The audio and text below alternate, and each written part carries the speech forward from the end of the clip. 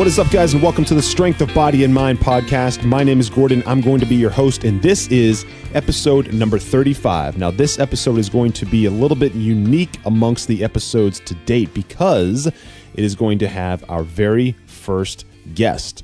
Now, when I started this podcast, I did not intend on having a lot of guests. Some, yes. When it's appropriate, sure, right? And the right ones, of course, the ones that I think align with what the Strength of Body and Mind podcast and brand is all about, which, if you're new and you're not sure what that is, I encourage you to go back and listen to episodes 0, 1, and 2. They kind of outline all of that, but the quick summary is this. Strength of Body and Mind and Sobam Gear Company and that whole brand, that was built upon one core pillar of belief, and that is that the mind and body are connected in ways that most people don't even give enough thought into trying to understand, let alone actually understand. And it's a extremely misunderstudied and, of course, misunderstood concept, but it's real. It's real. And that's what the point of this is to try and educate people and spread awareness, make people aware that there is a mind-body connection. And it from a practical standpoint, what it looks like is when you change the mindset, when you frame the mindset in a way that puts you in a mental place that maps to your goals, then your body kind of follows suit one step at a time. And with every single step that you take, that mental mindset, that mental strength component just gets stronger and stronger. The confidence gets stronger and stronger. The self-belief, the self-worth, everything that is required from the mental standpoint just gets stronger and better and clearer, and it continues in a cyclical way to persuade and suggest and promote the body to do what it needs to do, which in turn promotes and strengthens and persuades everything that needs to be done on the mental side. And then you have this endless cycle, and it's real. And I've experienced it, and I've seen other people experience it. And the guest that we're going to have today talks about how he has also seen it and he has also experienced it. Now, this guest that we're going to be talking to, his name is Dan Holguin. Now, Dan is someone that I met in a mastermind that I'm a part of, that he's also a part of, and we met through there and we got to talking months ago. And at the time of recording this, I'll have known Dan for about 7 months. So who is Dan? Well, Dan's a fitness coach from Montana, and he runs an online training platform, and I'm excited to talk about that with him on this recording and expose that information to you, because I think most people don't understand what an online fitness training platform is. So, that alone, I think, is worth listening to this episode. But he runs an online training platform. It's an academy. He calls it the High Performance Health Academy. All right, it's an online school, and it's dedicated to helping high achievers, what he calls high achievers, master their bodies so they can leave their biggest impact on the world. I think that message is so cool, and he's been extremely successful in doing that. Collectively, he's led all of his students in the High Performance Academy to lose over a ton of weight, literally over a ton of weight. And that's 2,000 pounds. And he's done that in just 4 years. So Dan is truly skilled and in a lot of ways, what I consider a master of transformations. I mean, that's a lot of weight. He's also won the 4-time Fitness Coach of the Year award in his native state of Montana. He is a speaker. He's spoken at workshops. He's held workshops. He's spoken at conferences around the world. And the main thing that he does speak about and the main thing that he does talk to and teach to is the mindset shift behind transformations. He also hosts his own podcast, and the name of that podcast is the High Performance Health Podcast. I recommend you go check it out. The link to that will, of course, be in the show notes, as well as other ways to contact Dan. Some other things worth noting now that we don't get into in the podcast is that he's been featured on several major media outlets, okay, NBC, MTV, the Discovery Channel. And then lastly, Dan was an American Ninja Warrior, right? A lot of people, including myself, when I first meet Dan, when they first hear Dan talk, yes, he sounds inspirational. Yes, he sounds motivational. Yes, he sounds powerful, like he has a really powerful way of communicating. But that American Ninja Warrior thing, like that just I don't watch the show a lot, and I don't pay attention to the American Ninja Warrior brand, but he was on there and he talks a little bit about that. But I recommend, if you're really curious about that, you go and you watch some of the YouTube clips about that, or you go and you research what he looked like while he was training for it and how he performed in the American Ninja Warrior. But anyways, all that stuff aside, he's just a really great dude, and he really understands his stuff. And when you listen to him talk, he's not going to sound like your typical run-of-the-mill personal trainer, because that's not what he is. He's a fitness coach, right? He's also a mindset coach. And we get into the differences between coaching and training, what a coach is and what a trainer is, because they are very different. And I think there's a ton of awesome stuff to take away here. So if you are either in a situation where you're looking for a coach, or you're in a situation where you're not sure how to begin your transformation, or maybe you're halfway through, or maybe you are just kind of concluding, I guess, a transformation. You've already experienced the entire A to B movement of going from, the starting point A to quote unquote the finish point B through a transformation. There's a lot to take away from this episode.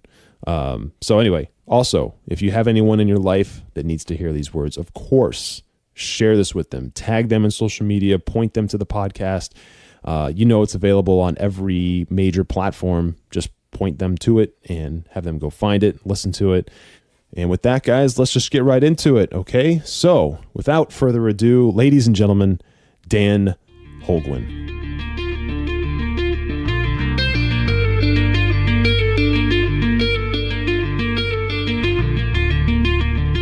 All right, guys, welcome back. I've got my main man, Dan Holguin here. Now, Dan, like you heard in the intro, is someone that I actually met through one of the paid masterminds that I'm a part of. And I've gotten to know him a little bit, but this is an opportunity that I got to say, for selfish reasons, I wanted to have him on. This is an opportunity for me, as well as you, to get to know Dan Holguin a little bit more. Not just his training and fitness experience, but also, what's behind the shell a little bit. What's deeper as you peel back some layers, find out a little bit more about what makes him tick, what makes him, really. So, Dan, man, welcome to the show. And, we did talk a little bit ahead of time, but I didn't really get to ask you, man, how the hell are you doing today? I'm doing so good, man. And I just want to say, Gordon, right off the bat, man, thank you for allowing me to come on today. I think that you had mentioned that I'm the first guest. You are the first guest. First guest. Man, I feel so special. I appreciate you for having me on, man. It means a lot to me. It really does. I appreciate you being here. No, honestly, just so you know, the Strength of Body and Mind podcast was never intended to be a guest-based or co-host-based or interview-based podcast. Really? So, yeah, no, but it just, it felt right, honestly. I picked up your vibe in that one call. I think you know what I'm talking about. I don't know if I should mention the call, but and then I went on to follow you a little bit, and we started talking, and it felt like the right move. So, well, shoot, man, no pressure, no pressure. Yeah, no, so I'm excited to have you here. But I guess the right way to do this is, why don't you dive in a little bit about who you are? Tell everybody who you are and what you do. Definitely. Well, I want to honor that I've been the first one on here as a guest, and so I'm committed to you, and I'm committed to the listeners right now to really just make this a really insightful podcast. I really want you to be able to walk away, the listeners to be able to walk away with some tangible things that they can put into action right away to start regaining control of their health, regaining control of their mindset, because what I'm about to share with you is what I wish that I had going through my struggle. So I'm committed to this. Oh, that's awesome. Okay. I'm excited now. Yeah. I'm going to give you everything in this episode, man. That's great, dude. That's great. All right. Well, let's jump right in, man. So let me take you back. I'm going to take you back. We're going to go back to 2013. I'm going to take you back to October of 2013. I'm working in a job that I hate, construction. And it was 5 years before, during the recession back in 2008, that my business as a personal trainer had failed miserably. And deep down, I feel helpless to change my life. I go to my friend Coach's house, and I call him Coach because, he's my football coach, but more so, he's my mentor, he's my father figure, and my best friend. And his truck is out front, and the shades are drawn, but he's not answering. And so something doesn't seem right. So like every episode of Cops you've ever seen, dude, I just like kicked the door in with everything that I had. It felt really good, by the way. And I go in the front door. And I finally find Coach lying in bed under the covers. And so in that moment, like my anxiety was at an all-time high. I really wasn't, I didn't know what to expect. And so when I finally found him, I pulled back the covers to wake him up. I thought something bad had happened. And my best friend is dead. He's dead. And it was just, and this is the truth. It was 5 days before that we had just got back from a rodeo here in Montana. I live in Montana and a rodeo, shocking. He drove us home and he pulled everybody out of the truck. He's like, everybody get out. It was me, my daughter, his daughter, my fiance. And he told all of us to huddle up, and he put his arms around me. He put his arm around my kid, and he's like, we're family now. And he kissed me on the forehead, kissed my daughter on the forehead, and that was it. He said, we're family now. So Coach's death sends me into this deep depression and triggers the worst 6 months of my life. I lose my job shortly after. My fiance and I split. I moved back in with my mom. I slowly gained 30 pounds, and my truck is totaled in a collision. No joke. Like, Oh my gosh, dude. I know. Tell me about it. Like, I was living a damn old country song. Like, everything that could have happened, it happened to me in 6 months, man. And then to top all that off, Gordon, I rack up like $40K in credit card debt trying to buy back my happiness. Like, $40K. Hey man, I was going out to fancy dinners around town 3-4 nights a week, ordering the most expensive thing off of the menu just to feel like a somebody. I would be going on trips to California, and the best part of it was being on the plane, because for me it felt like I was going somewhere. I was doing something. But when I would get there, I would still be in the same place. I would be unhappy. So it was a tough place to be, man. And during this time, I just feel lost. I feel alone. I don't care if I live or die, and that's a story for another time. And I have no clue to how to even begin regaining control over my mindset and my motivation. But then one day I get a call from my friend Ryan, and he says he knows someone looking to work with a fitness coach. Now, remember, I haven't had a client in years, and I'm 30 pounds overweight, Gordon, but the call feels like a lifeline. And while my head is saying I can't, this voice in my heart says go for it. And I do. It was the best decision I ever made, man. And it was that same day that I found the motivation to start running again, to get in better shape. And a few days later, I was coaching my new clients. Oh, that's amazing. What timetable are we at here? So, how much time has passed since coach and that whole thing, and 40K of debt to your friend Ryan calling? 6 months. Okay. To the day. Oh, wow. 6 months. Yeah. So all of that happened in 6 months' time. And I got the call from Ryan while I was at my mom's house. And I was downstairs, and I remember getting that phone call, and every bit of nerves that I had, every bit of fear and anxiety and doubt and disbelief and lacking self-worth, it all came to the surface on that phone call. But it was like, if I didn't do something now, then I was just going to keep repeating the same patterns over and over. And if you're listening right now and you're nodding your head as I say repeating the same patterns over and over, and you get a moment like that where there's like this shimmer of hope, don't listen to the voice in your head. Listen to that little voice in your heart that's telling you to go for it, because that's your cue. That's the move that you've got to act on right then. Oh, that's beautiful, man. Yeah. Okay, that's great. So you started training this one client. This was an in-person training, I'm assuming, right? Yeah, absolutely. Okay. So yeah. It's local to you. Okay. Yeah. And it was only maybe a few days after I got that phone call that happened. Okay. Yeah. Wow. Okay. So you're sitting here, you're 30 pounds overweight, and yeah, man. I guess, did that kick off like becoming a trainer full time again? That was not the intention, but that's what it turned into. Okay. Because what had happened, man, is, you remember, I'm overweight. I'm living at my mom's. I'm a wreck. However, that was what catapulted me into starting to begin my own transformation. And so, with every single day that I was making steps in the right direction to regain control of my health, I started building more confidence at the same time. Okay. And so, with every day that passed that I was being consistent, it made me ask, okay, well, what else can I do? What else can I do?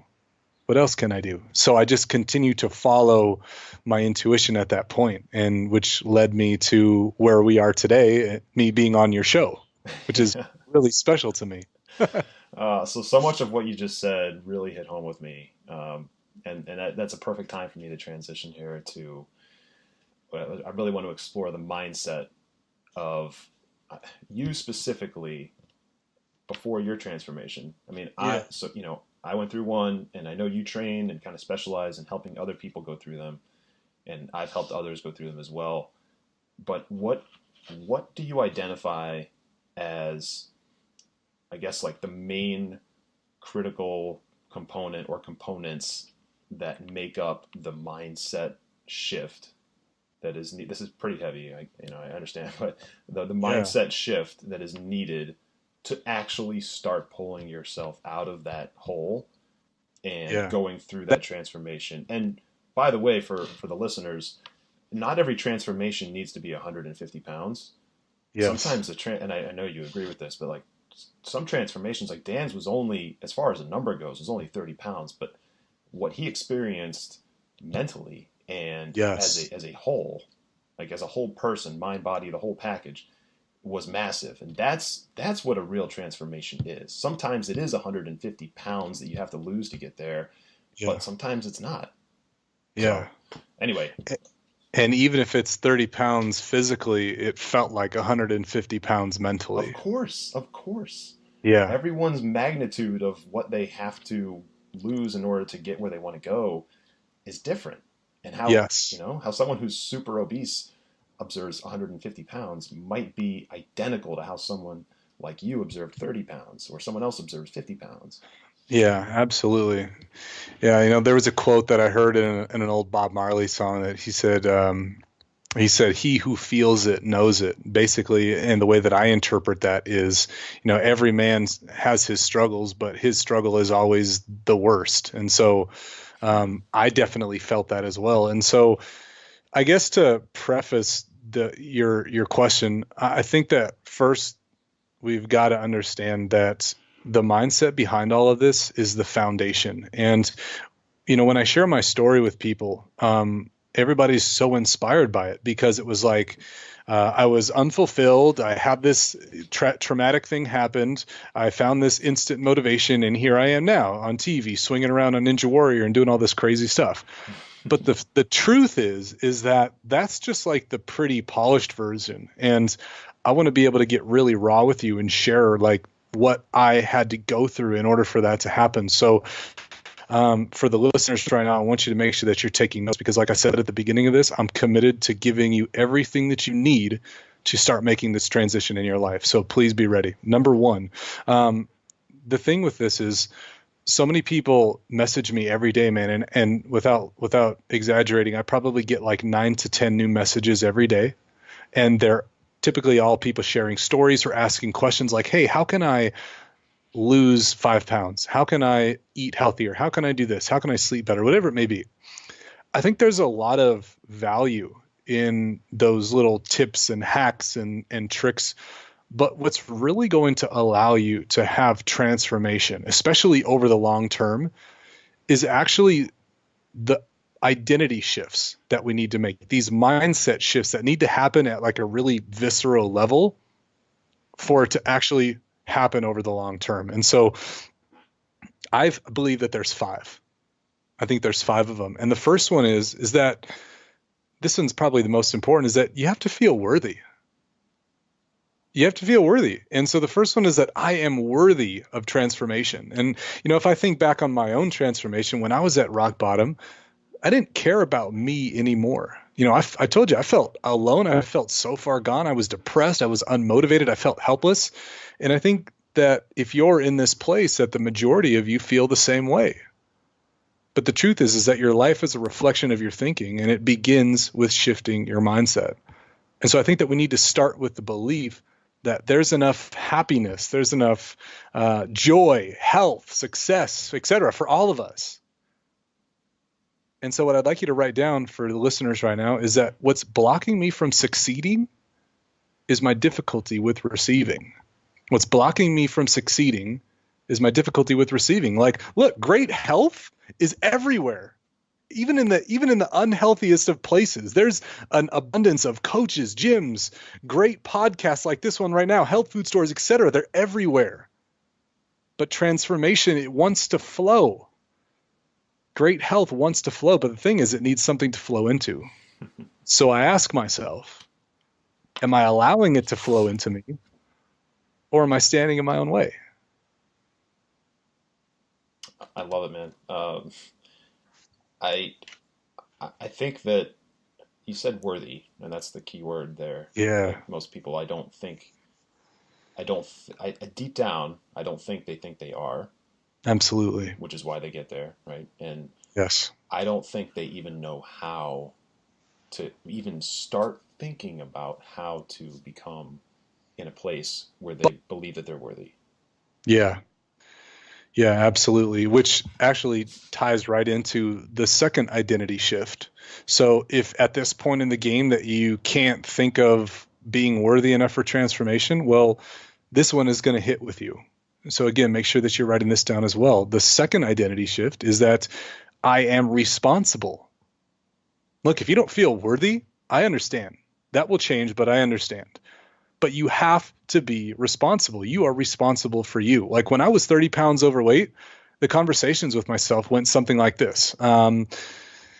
I don't want to exercise because I have no energy. I'm living at my mom's. I don't want to work out. I feel like crap. I'm unhappy. I hate my job because my boss is an asshole, or I'm overweight because I can't afford healthy food. Like whatever these things are, whatever it is, Not only are these excuses, but it's literally deflecting ownership to everybody and everything else. Absolutely is. Yeah. But the truth is it's not about what happened. It's about what's tolerated. Like in my situation, I'd blame the death of Coach C as the reason that I became unhealthy and overweight. And I became a victim of circumstance. And I think that so many of us become victims to these external situations, some of which can be very traumatic. I'm not taking away from that. But we become stuck. But one of my mentors told me on a coaching call that we had, he said, if it's meant to be, it's up to me. And when he said that, like it it hit me so hard. If it's meant to be, it's up to me.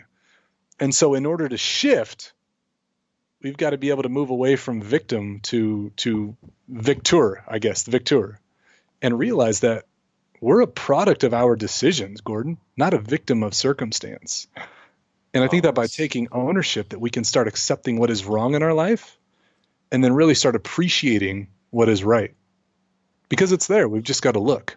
It's so true, man. It's so true. Yeah, brother. Yeah, I mean, you had a more reasonable excuse or a more reasonable thing to deflect upon than me. I blamed things like my full-time college education. Oh yeah. Right? I'm too busy. I blamed my part-time job that I had on top of that. Yeah. I blamed having to travel 45 minutes to see my, at the time, girlfriend. Yeah. I mean, wow. Yeah. I was like, I have to drive 45 minutes and then, we have to spend time together. So I certainly can't get in a workout and, I haven't seen her in 4 days. So we're going to, go out to eat because it just, it's the right thing to do. Yeah. To make bad decision after bad decision, I always had a reason. And, yes. And everybody has that reason. How many times have you worked with a client or even just talked to someone, not necessarily a client, that told you, I'm too busy or I got so much going on? I know as a coach, you get that every day. And it is laughable, right? I mean, you're laughing because it's true. And you Yes. know it, but you know it's not real. Right. It's so true. And I hear it from some of the most successful people in the world. I hear it from millionaires. Yeah, I work with sure. people that run big organizations that tell me they don't have enough time. But wait a second. You're telling me that with all of the resources and the money and the manpower that you have, that you don't have time for a 30-minute workout? Yeah. But I don't necessarily like tell them that to their face, but what I understand is that they just haven't prioritized it That's right. enough to That's make the exactly time, right. Yep. because Yep. we all have the time, brother. We all have the time. We Yep. all got the time. Yeah. We always do. And then meal choices is another big one. Yeah, that's another big one. Yeah, Certainly that doesn't take any extra time to choose to eat something else. But absolutely. I mean, this is like fundamental level stuff. When you're right, once they get past that, once they feel worthy, once they feel responsible, I love that you're articulating it that way, because once Yeah. they realize that nobody can do it for them and they're responsible, Yes. that Yes. the power is entirely up to them. It's in their control. Absolutely. And once we can get to that point where we take the responsibility, then comes the third identity shift that I think is important. And by the way, these aren't necessarily in order except for that first one, but I think that we've got to be growth minded. We've got to be growth oriented, and I talk about this in the book that I just released a couple months ago, Peak Performance Past 30. But shifting from this fixed mindset to a growth mindset is just one of these major, major keys. And if you've been in the space for any length of time, you heard this. This is nothing new. But if you haven't, what do I mean by fixed?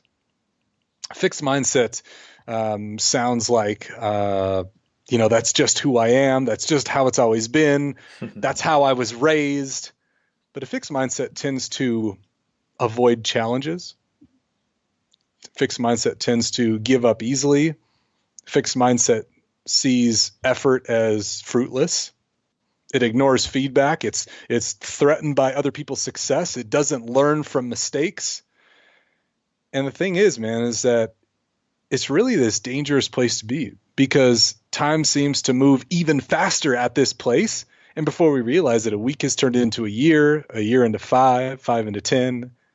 And then all of a sudden, we're at the end of our life. And then the regret sets in. Oh, yeah. That's when it really starts to hit. But see, the opposite of that is that growth mindset I was telling you about. And a growth mindset means that you set your ego aside, you forget what you think you know, you're open to new ideas, new feedback, new possibility, etc. You're open to it, because a growth mindset tends to embrace challenge. Growth mindset tends to learn from feedback. It's persistent in the face of those setbacks. It sees effort as a path to mastery. And it finds lessons in the success of other people instead of seeing it as a threat. And people may wonder if they're really growth minded or not. And it's like one of those like mind games that you play with yourself. Like, well, am I really in this growth mindset or am I not? But I think that having that awareness right off the bat, dude, is like a great sign that you're on the right track. You know what I mean? Especially if you're listening to this podcast, because you're actively working towards it. So don't be so hard on yourself. I think you're in the right place. Do you think that people that it is binary to some extent? Like some people are literally not growth minded, and some are. You do? Yeah. Yeah. Oh, you mean like from like a genetic level, like they're just born that way? No, I don't. Maybe. Yeah. I mean, I don't know if it's genetic or more like it's just so deep rooted you can't fix them or can't change them. I don't know what you think. I mean, that's a good question, man. I think that everybody has the capacity to get better in just about every single aspect of their life, But I think that first we've got to feel like we've got to believe that we can be better. I think that's where it really starts, man, because if I think about my situation where I was, I'll be honest with you, man, I didn't even want to be alive. Like I just felt so worthless in every aspect of my life, and I believed it. And so in that moment, I didn't think that change was possible for me. But when something finally happened and I was given this opportunity and I started to actually shift how I thought, then I realized like I'm more powerful than I give myself credit for. But I think it needs to start with that belief that change is possible. Yeah, and that feeling of worthiness, right? Yeah, that feeling of worthiness, that feeling of loving myself, which actually is the fourth identity shift that we need to make, and that is that I am loving and appreciative. And honestly, man, like this should be the foundation of all of it. Like when I was going through my drama, I'll be honest, Gordon, I didn't hide it. I was unhappy, I was unhealthy, I was overweight. And after talking with so many people who've experienced similar situations, I noticed a pattern. And that was that the outside almost always matched the inside. Like how we treated our body, our environment, our relationships was all a direct reflection of how we felt on the inside. Yeah. So true. Yeah. Yeah. Yeah. 100%. Yep. Like our thoughts about ourself were like as unhealthy as the food that we had for lunch or whatever. And what's crazy about this, man, is when we can start to shift to be a little bit more appreciative and loving of ourselves, man, big things really start to happen. Like, and I'm sure you've seen this too, but there's a video that I saw online where I think it was Gary Vee who was talking about the odds of actually being human. Being human. Yeah. He's basically saying, look, your odds of actually being human and watching this video are 400 trillion to 1. And it was kind of like a funny way of talking about like appreciating yourself as a whole, but it really makes sense. Like you could have been this like lampshade on a shelf. You could have been this rock in a garden. You could have been this, you could have been whatever, but you're human. And I think that with that comes this responsibility to really take advantage of that. Yeah. Because you're not your weight. You're not your pant size or your unhappiness. You're not your current situation, man. You're not your flaws, your insecurities. Like that's not you. Those are all like bonus features. You are the feature film. The real you is worthy, is responsible, is loving, is kind, is successful. It's all you. Like you are a unique expression of the universe, man, and realize that your misplaced affection is killing your freedom. It's killing your creativity. It's affecting the quality of your relationships. It's affecting the quality of your life, dude. And we got to make that shift. Sorry. Why are you sorry? No, that's awesome. I couldn't agree more, man. Yeah, I have seen that 400 trillion to 1 thing, and it made me laugh too. And I think the time that I heard him say it, he said, you could have been. I think he was holding a bottle of water on stage, and he's like, "You could have been this bottle of water right here." And that actually, and that got me thinking too. And the way I interpreted that, and like the way it's very similar to what you said, but it's like, you do only get one. You only get one shot, right? And one shot. And we won the ultimate lottery, and even if you're in the most like loser situation, you still won the lottery. Being born a human. And absolutely, man, if you're, well, I don't think it really matters where you're at, what situation you're in. Like you have the ability to do all these things that you just said, to identify yourself as being worthwhile and love yourself and develop a growth minded like perspective and be able to grow and develop and change and enhance your abilities, enhance your what you've learned and your creativity. And it saddens me a little bit, but I understand why more people aren't capitalizing on all that, on the opportunity that they have stumbled upon by being born a human being. Yeah, absolutely. And what the silver lining there is that people like you and I, with these platforms and this vessel that we've been given, we get to then be that light for them. We get to show them the way. We get to support them along the way. We get to get this message out there that helps them get out of that place. Yeah, that's the intent. Educate. That's it. And try to make people aware of what's going on, you know? Yeah, absolutely. And if you're in this place right now, if you're listening and you're kind of in this place where you're not seeing the light, or you're just like stuck in this hole, and every time you try to take a step to pull yourself out, you just slide back to the bottom. One thing that really helped me in the beginning was realizing that I couldn't focus on the big goal. I couldn't focus on being healthy again and having a successful, happy lifestyle and making a bunch of money and helping a bunch of people. I couldn't focus there because I was nowhere near it. And so, to give you some context, I work with a lot of people who come to me that want to lose a lot of weight. And when I say a lot, I mean like 100 plus pounds. And the first thing that I tell them is like, look, you don't have to lose 100 pounds. You don't have to lose 120 pounds. You just have to lose 1 pound. You just have to lose 1 pound. And so if you're listening and you're in that place, you just have to take one step. You just have to do one thing right now to move yourself in the right direction, whether that's a walk around the neighborhood, whether that's one happy thought, whether that's one healthy food item, whatever it is.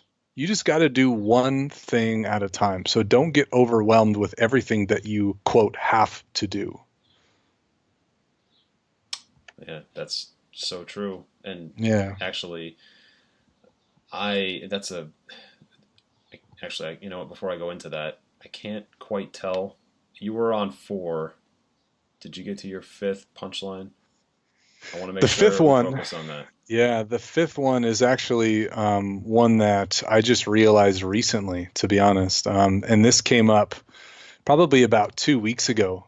And the 5th identity shift of transformation is also an affirmation at the same time. So I'd like you to write it like this. I am the most resourceful person I know. I am the most resourceful person I know.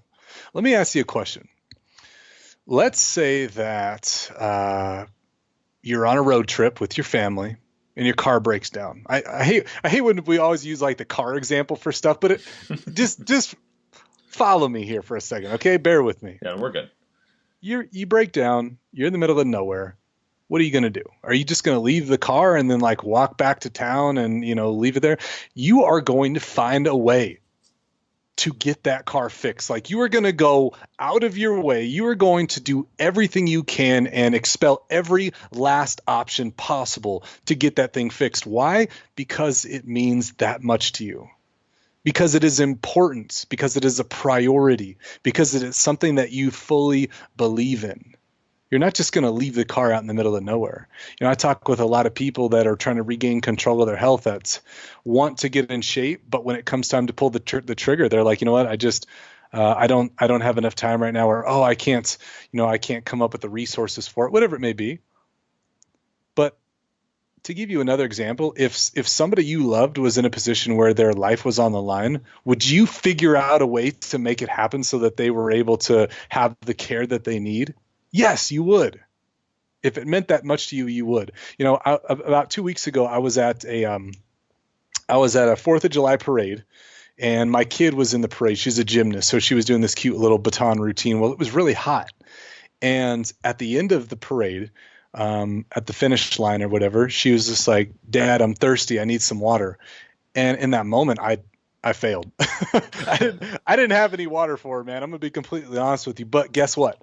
I am the most resourceful person that I know. So I started going around to everybody around me that I could. And I was like, hey, do you have any water? My kid's really thirsty right now. No, sorry, we don't have any. I would go to somebody else. I would ask the same thing. I would get shut down there. I would go to somebody else. Like, I didn't let it stop me, dude. And finally, I saw that there was like a mall next to where everybody was that I was talking to, and I saw a janitor right inside the mall doors. Well, remember, it's the 4th of July. Everything's closed. I went over to the door, and I started knocking on it, and I'm like, hey, my kid out here needs some water. She's super thirsty. It's really hot. We need to get inside this building.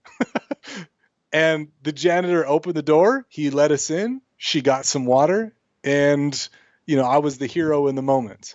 Oh, that's awesome, dude. And you're right. That's something that anybody in that situation would very likely do, man.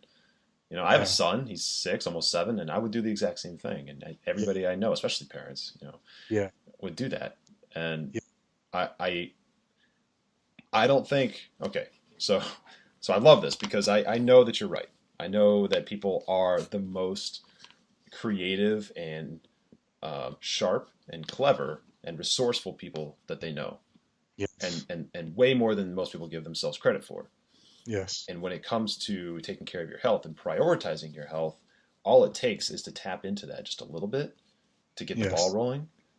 And that will fix the things like I'm too busy, or I've got this going on, or, you know, I don't want to miss this show, you know, stuff like that. Like all that, right? It'll fix all of that. And then it just comes down to the basics. Like that's probably the hardest part, man. And then after that, it's consistency and, you know, sticking to it and being patient with the process, whatever. But like, man, you're so right. And we are resourceful enough to make sure that we go to the dentist so that we don't, you know, end up with like some crazy tooth disease. We are resourceful enough to get, most of us anyway, to get our physicals and go get our eyes checked and all this other stuff. We prioritize the things that society says should be prioritized.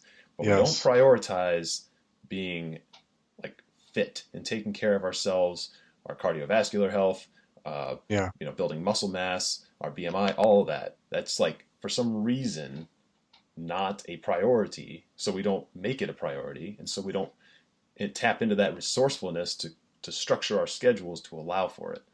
Absolutely. And I had a conversation yesterday. I was speaking to a group of parents. And I purposely set them up for this question. I love it. And I asked them, I said, what is most important to you in your life? You know what 99% of parents said? The health of my family. The health of my family.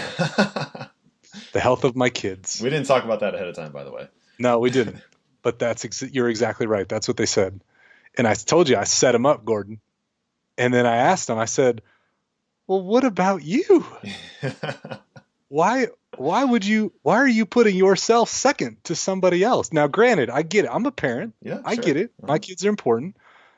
But how am I going to be able to give to my family and my kids on the level that they deserve if I put myself second? Mm-hmm. It's not being selfish. It's about being responsible. I think it's the opposite.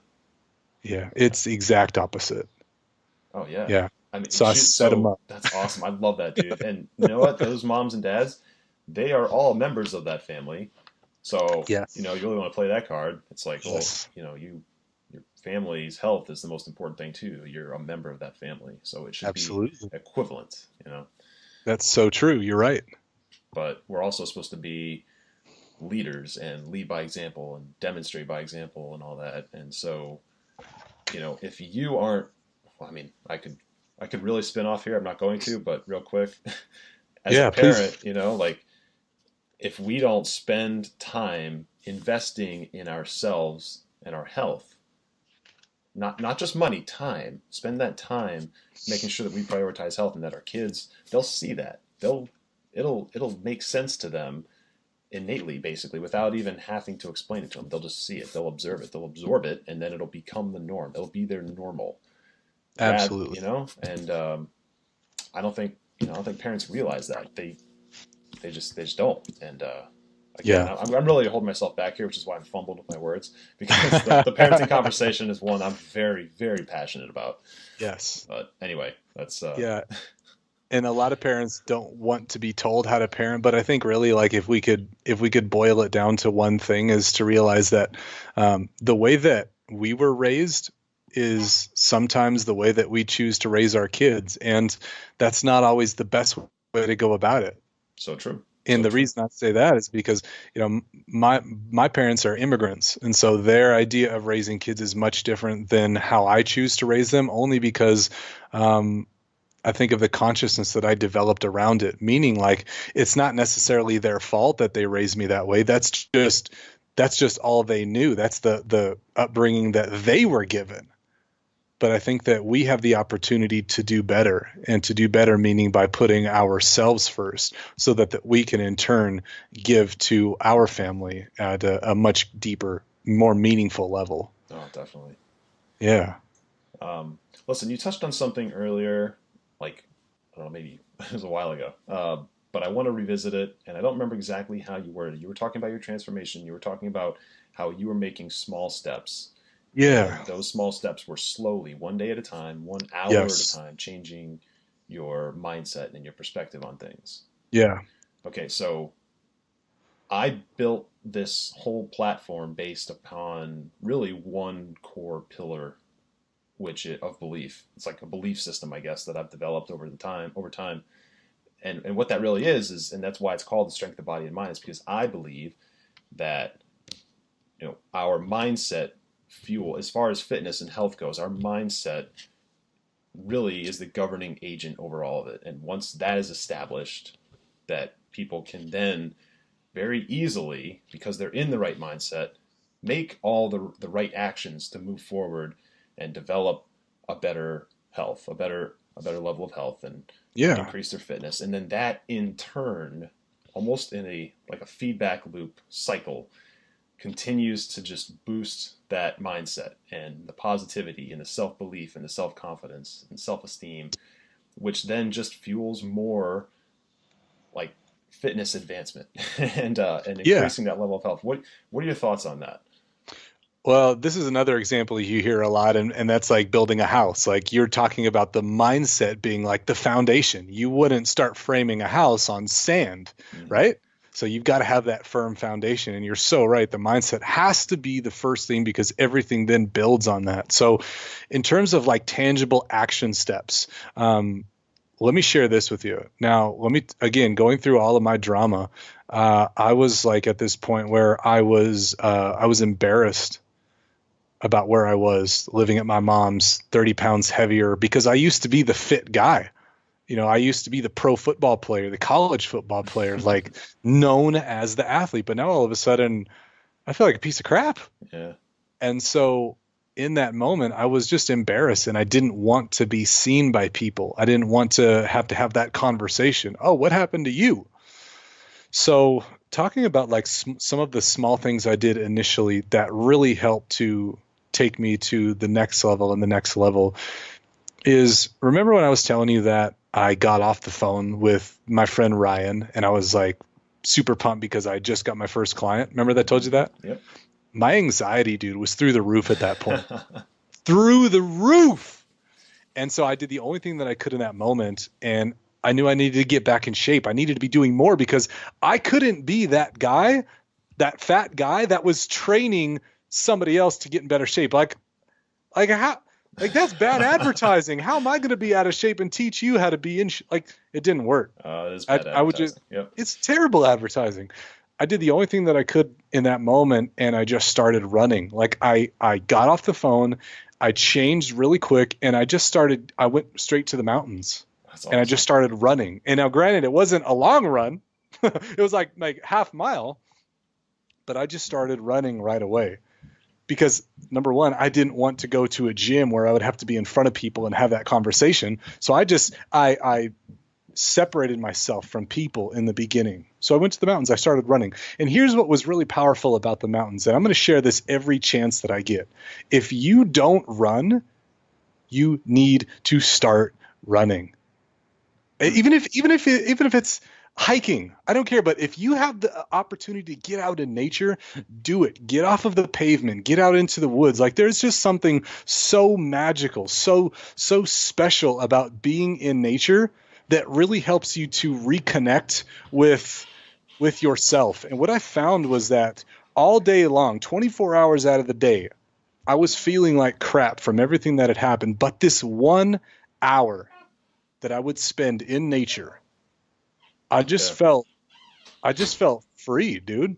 Yeah. And so you're saying specifically outside, specifically in nature. Outside, in nature, in the sun, off the pavement. Even if you don't have nature around you, do you have some grass? Yeah. Yes, you do. Go get on some grass. Grass, a beach, a road, yes. Anything. It doesn't matter. I'm with you, actually. because I hate running personally. Yes. Yes. I hate most forms of cardio. I'm not going to lie. Yeah. But one thing I do love is pretty much what you described. So hiking in the woods, Yeah. or even running in the woods, running in some sort of nature. Like there's more to that. You get more return on that. There's more ROI than just the calories burned. So much. Yeah. You get, we could take it to a science thing for a minute, but two big things are happening in your body while you're out running, while you're out hiking, when you're in nature. Number one is you're just getting that good hormone release, that serotonin and dopamine and adrenaline.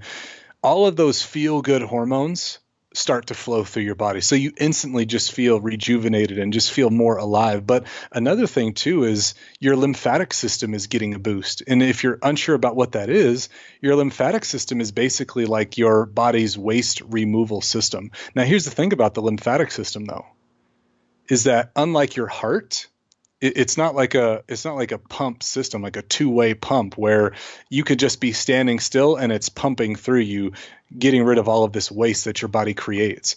The only way that your lymphatic system moves and works is if you move.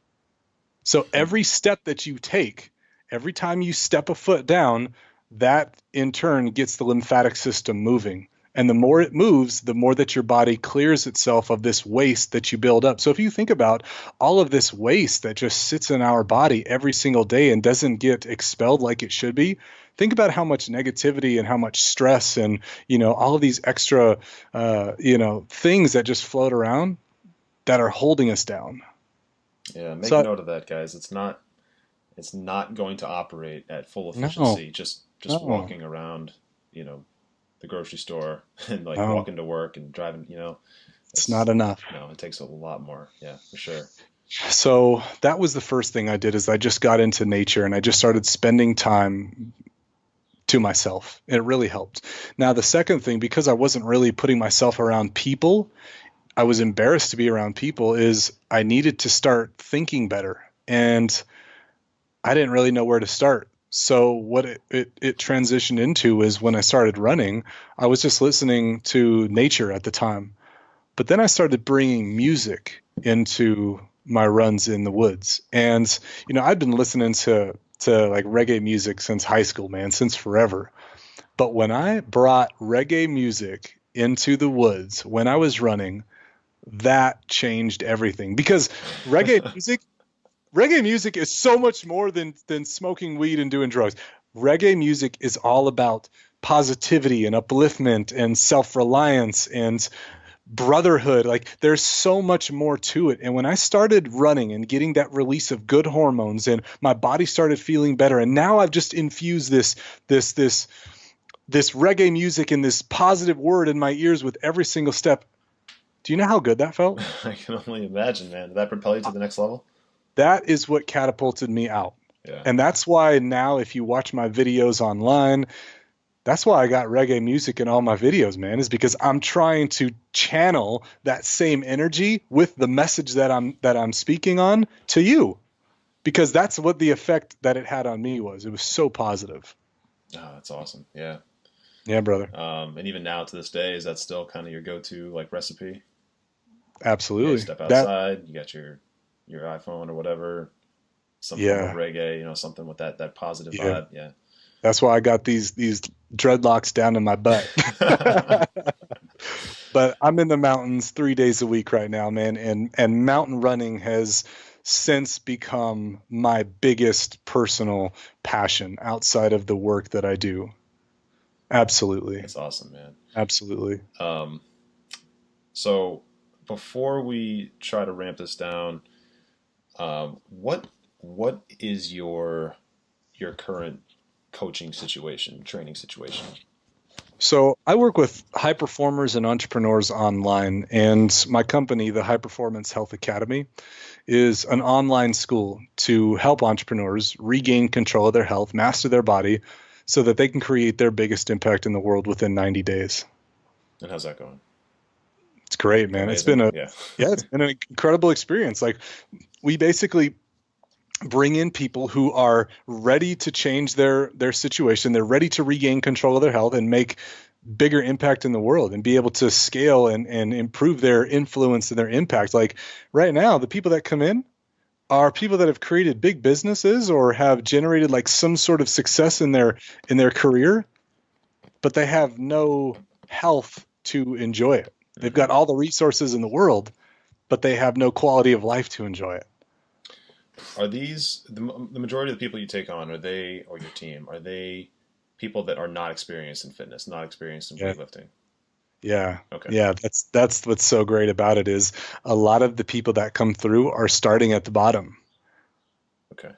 And, yeah. They don't stretch. They rarely exercise. I mean, exercise to some people is like, walking to the car in the morning to get to the office or wherever it is that they go, and that's it. Okay. So this is perfect because I want you to really quickly explain why you think the ROI on a trainer that you don't train with in person every day is more valuable than having that person there for 1 hour every other day at 6 a.m. walking you through rep by rep, set by set. Yeah. Well, you just answered the question yourself. 2 parts. The first one is the 1 hour every other day. That's the first thing. Mm-hmm. Working with a coach online, you have access to that person at all times.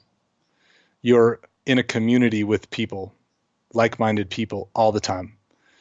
You're able to receive feedback all the time, as opposed to just like outside of that 1 hour window that you're working with somebody in person. Chances are you may not get much contact with that person outside of your time because what are you doing? You're paying somebody for that hour and then the job is done. Yes, that's right. And I think that that's a big reason why the personal training industry is failing right now is because we're underserving our people. And I'm not a personal trainer per se, but I am in the business of helping people. So we're not giving them the time and the attention that they really need for transformation to stick over the long term. And the second thing that you said was following them set by set, rep for rep. It's so much more than just fitness. Oh, it is. It is. When I was working in a fitness setting, when I was actually a personal trainer in a gym and I worked with somebody for an hour at a time, that's great. They may get incredible results with me in person because we're focused on fitness. But what happens when I step away? Right. What happens when we stop working together? Chances are that person is going to go right back to doing what they did before because we didn't address the reason that they're there in the first place. Right. And that's because you're not solving the problem. Yeah. We're not solving the problem. It's a Band-Aid solution, man. We're treating the symptom, not the cause. That's it. So the biggest reason to work with a coach online is because of the mindset work that's done behind it. That's the difference between personal trainer and fitness coach. You are coaching them on their mindset. You're not just training them personally. That's right. You're not training their body. So in the academy, we talk about that. We talk about the mindset, the habits, the behaviors, the beliefs, the routines. We talk about all of that stuff. And we do it every single day. And you just can't find that type of service and support anywhere. I love it, man. So this is someone, for you guys who are listening, this is someone, Dan, who takes people who have never worked out, people who have never made fitness a priority in their life. They're not already experienced with how to do various exercises. They're not already experienced with the OPT model from, NASM, right? All that stuff. They don't know all that stuff. And yet Dan is able to take them without ever sitting with them in person and showing them how to do the bench press for the right way.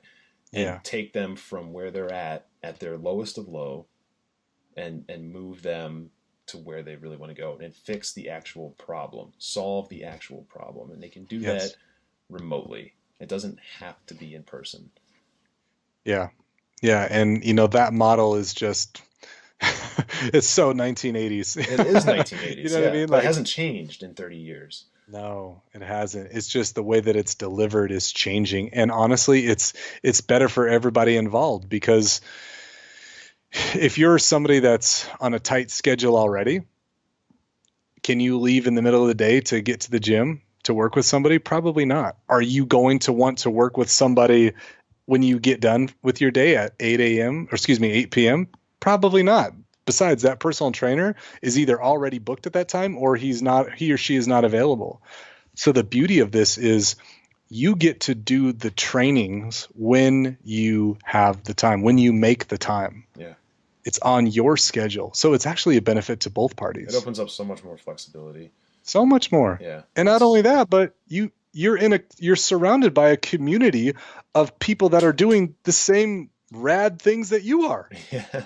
And so the opportunity for building these relationships is there that you just don't get working with somebody one-on-one. That's it, man. I love it.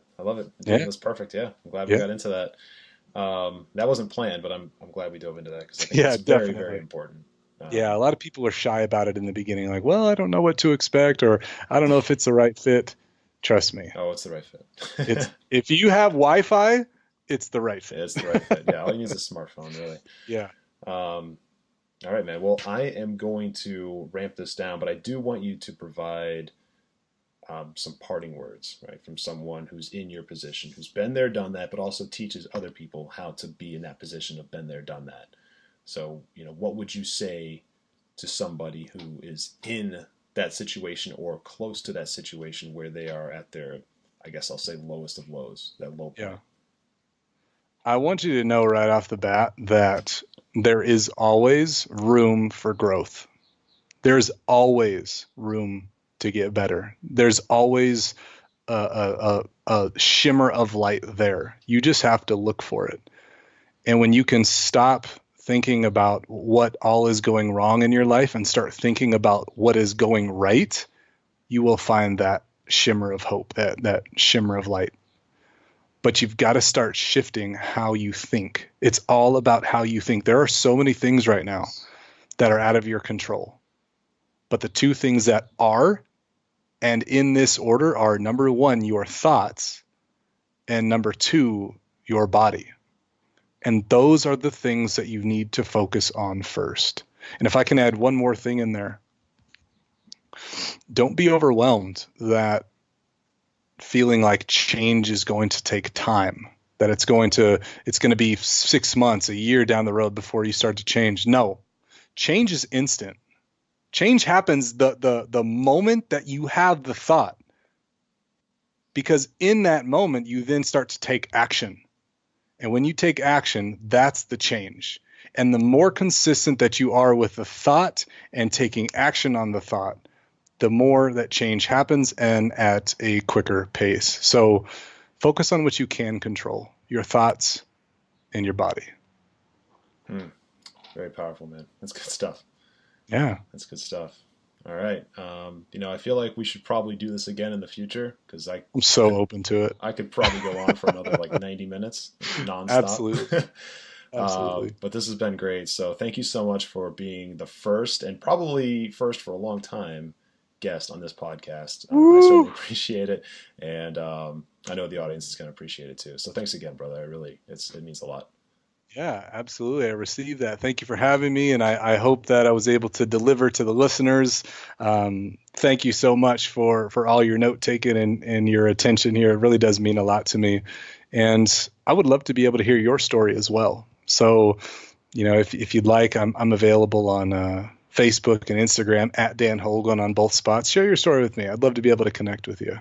I'll put all Dan's contact info in the show notes. I make sure.